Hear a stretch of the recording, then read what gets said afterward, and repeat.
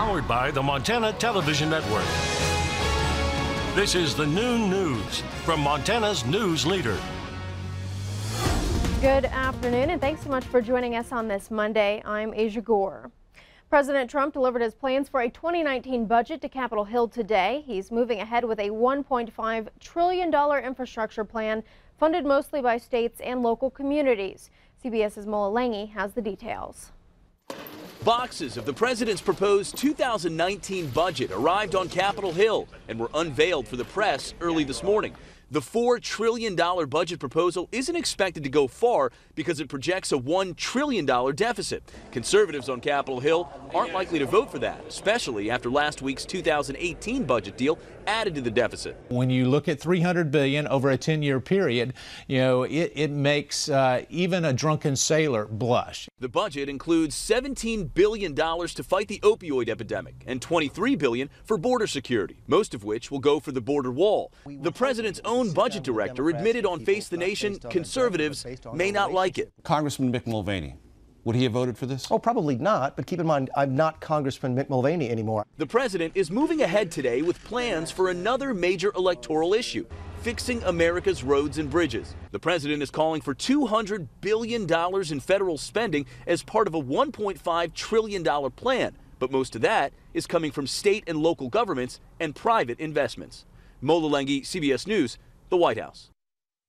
The White House says cutting regulatory barriers and making it easier to get permits will spur private investors to spend money on public infrastructure projects.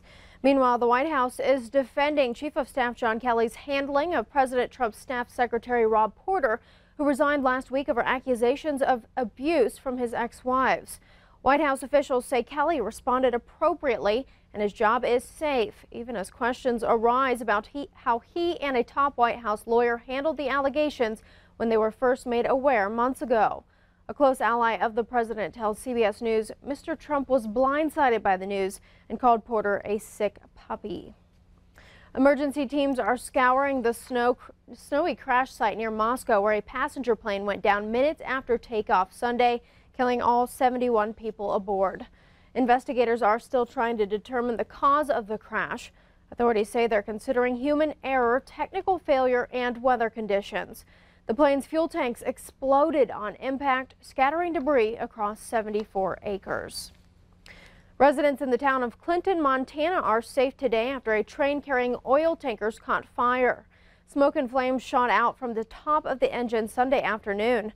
Montana Rail Link and the Clinton Rural Fire Department worked together to separate the engine from the rest of the train.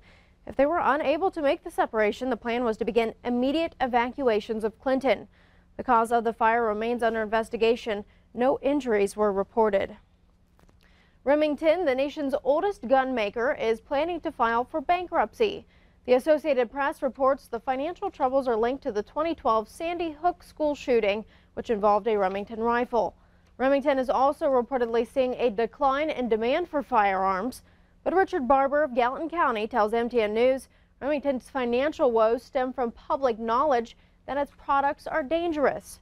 Barbour has been speaking out for 15 years, saying a defective trigger mechanism causes some Remington bolt-action rifles to misfire. His son Gus was killed in 2000 by a Remington Model 700 that fired in this manner. A lawsuit led the company to offer to fix defective mechanisms, but Barbour is critical of that lawsuit, saying it allows Remington to persist in claiming nothing is wrong with its rifles. Remington officials say they've reached a financial deal that will allow it to keep operating while filing for bankruptcy protection. Butte resident Michael Crow is on leave from his position as head coach of the Canadian speed skating team. That decision made last month when Speed Skating Canada initiated an unspecified investigation concerning Crow. Crow's leave of absence will last through the Olympic Games. Crow has been a Butte resident since the 1990s and was selected to coach in Canada in 2015. Wyoming's Secretary of State has resigned amid sexual misconduct allegations. News service Buckrail reported Ed Murray's resignation is immediate. Murray says he needs to focus on his marriage, family, and health. But in December and January, 2 women came forward with allegations of misconduct by Murray, including forcibly kissing a babysitter and molestation of an intern 35 years ago. Murray denied both allegations, saying he and his family are devastated. Deputy Secretary of State Karen Wheeler will serve in the interim until a permanent replacement is appointed by the governor. Montana Fish, Wildlife and Parks will propose not hunting grizzly bears in southwest Montana this year. FWP made the announcement Thursday, adding that since grizzlies are now delisted, there is an emphasis on managing the species for a long-term recovery. Grizzly bears in the greater Yellowstone area were removed from the endangered species list last year following a 40-year recovery effort. Under an agreement, a certain number of bears can be killed in Montana, Idaho, and Wyoming based on available habitat, estimated bear population, and documented grizzly bear deaths the previous year. This proposal will be reviewed at a February 15th meeting. We turn now to the weather scene with Ed McIntosh, where conditions outside have been nothing short of miserable. Boy, for sure. And parts of the state more miserable than others, so at least we can feel less miserable in some cases. Let's take a look, because it was really northern Montana that was hardest hit by a lot of the really cold temperatures first thing this morning. These were readings on the thermometer early in the day, and so many of those readings across the northern tier of the state dropping below 30 below. The coldest, Malta at the airport, minus 38. In addition to that, we had to take a look at wind chills as well, and here's some of the coldest. And again, this is just a cross section. There were plenty of reports coming in. Again, you can see a few areas up in Hill County where we have reports of wind chills of minus 60 or colder. More on the way with a forecast in just a few minutes. Wow, thanks, Ed. We'll check back in. The Butte Carousel that burned down 40 years ago could soon rise from the ashes. The Spirit of Columbia Gardens group is recreating that famous carousel at Stodden Park. They began constructing the 8,600 square foot structure in 2015 and recently got the carousel mechanism spinning. The carousel, which will feature 33 hand-carved horses, its new facility will also feature a concession stand, a room for parties, and a museum.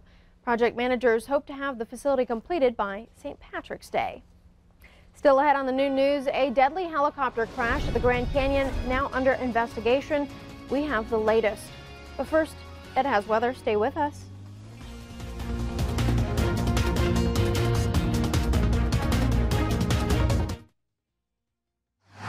You're watching MTN News with Aja Goare, Storm Tracker weather with Ed McIntosh, and farm and ranch news from the Northern Egg Network. This is the news.